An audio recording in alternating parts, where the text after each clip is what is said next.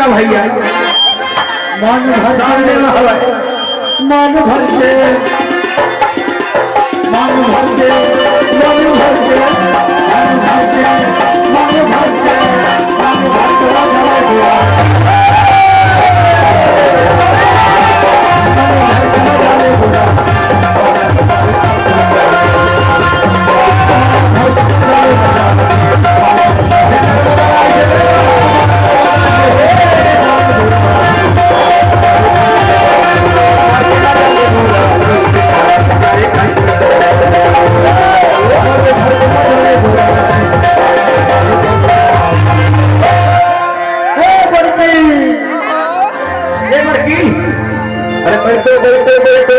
अच्छा बात का बता